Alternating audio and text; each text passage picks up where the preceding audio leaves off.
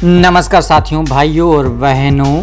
हरियाणा सरकार की नई योजना दीनदयाल लाडो लक्ष्मी योजना 2025 में अब आप मोबाइल ऐप से ऑनलाइन आवेदन कर सकते हैं और हर महीने 2100 रुपये सीधे अपने बैंक खाते में पा सकते हैं। आज मैं आपको बताऊंगा कि मोबाइल ऐप से आवेदन करने का पूरा तरीका कौन सा है, दस्तावेज क्या क्या लगेंगे, फार्म रिजेक्ट ना हो वो तरीका भी मैं आपको बताऊंगा। तो वीडियो को अंत तक देखें और अभी तक आपने हमारे चैनल को सब्सक्राइब नहीं किया है तो कृपया चैनल को सब्सक्राइब जरूर कर लें।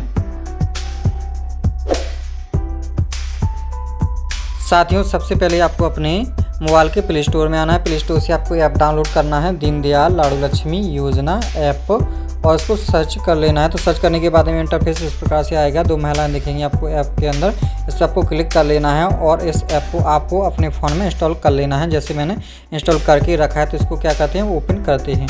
ओपन करने के बाद में देखिए यहाँ पर इस प्रकार से इंटरफेस दिखाई देगा। तो अभी मैं लॉगिन हूँ तो मैं क्या करता हूँ, उसको लॉग आउट कर लेता हूँ।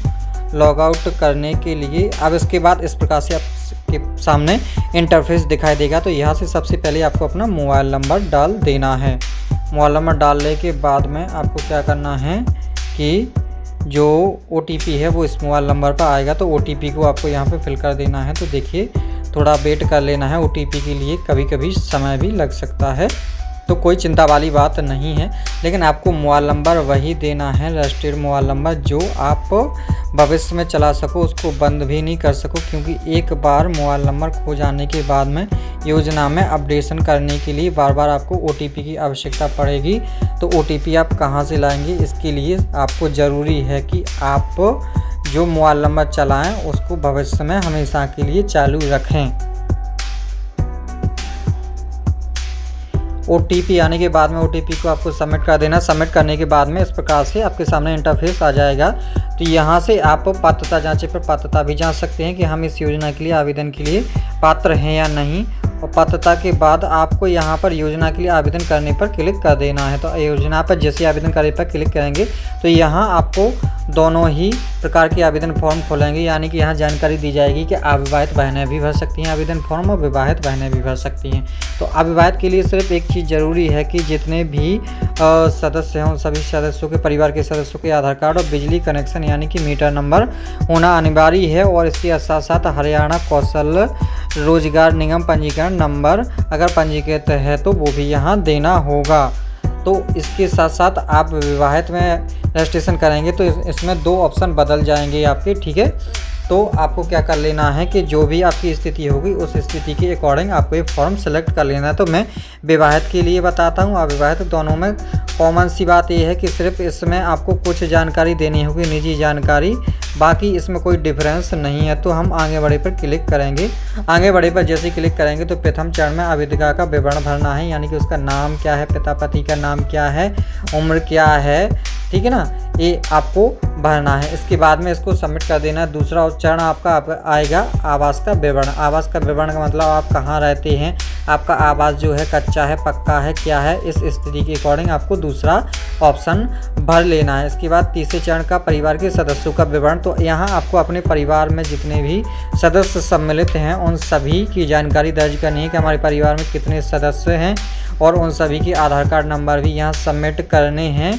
इसके बाद में आपका चौथा चरण आता है आय का विवरण। आपको अपनी आय का विवरण देना है, यानी कि 1 लाख रुपए से ज़्यादा आपकी आय नहीं होनी चाहिए वार्षिक। तो इसके लिए आपको आय बतानी है, आय का स्रोत बताना है और आय प्रमाण पत्र भी देना होगा यहाँ। इसके बाद पाँचवा चरण है आपका बैंक खाते का विवरण। तो बैंक खाते का विवरण का मतलब होता है कि आपको अपना बैंक खाता नंबर डालना है, IFSC कोड डालना है, अपना नाम डालना है, यह जानकारी आपको सही भरनी है। इसके साथ बात आपको एक बात सुनिश्चित कर लेनी है कि ये जानकारी आपको सही फिल कर लेनी है। इसके बाद में छठा चरण आता है लाइव फ़ोटो, यानी कि आपको अपनी लाइव फ़ोटो खींचना है। जो भी सेल्फी कैमरा है उसमें ऑटोमेटिक ओपन हो जाएगा कैमरा, और आप अपनी आई ब्लिंक करेंगे, आंखों को झपकाएंगे तो ऑटोमेटिक ही आपकी फ़ोटो क्या हो जाएगी, कैप्चर हो जाएगी। और आगे बढ़े पर आपको क्लिक कर देना है। तो आगे बढ़े पर जैसे ही आप क्लिक करेंगे तो ठीक है, आपके सामने एक जानकारी और ओपन हो जाएगी, जिसमें जानकारी में आपसे पूछा जाएगा कि आप जितने भी आपने डॉक्यूमेंट लगाए हैं उन सभी डॉक्यूमेंट को अपलोड करें और फाइनली सबमिट कर दें। फाइनली सबमिट करने के बाद में आपको फाइनल सबमिट करने से पहले एक चीज़ ध्यान रखनी है कि आपको अपनी जानकारी सही डालनी है। अगर जानकारी आप एक भी वर्ड गलत डालते हैं तो हो सकता है आपका फॉर्म रिजेक्ट हो जाए, ठीक है ना। तो कोई भी जानकारी आपको गलत नहीं भरनी है।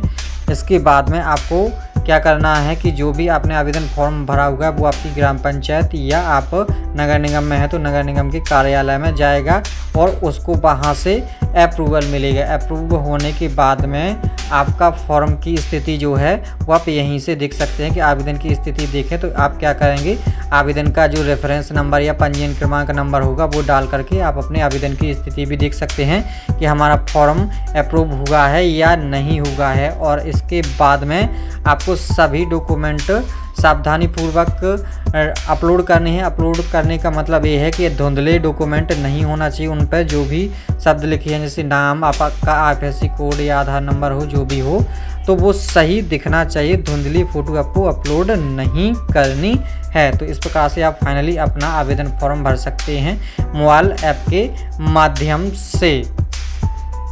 आशा करता हूँ साथियों, भाइयों बहनों, ये वीडियो आपको मददगार लगी हो तो इसे लाइक करें, शेयर करें और चैनल को सब्सक्राइब करना ना भूलें। हो सकता है आपकी एक शेयर से किसी बहन को 2100 रुपये हर महीने मिलने का लाभ मिल सकता है।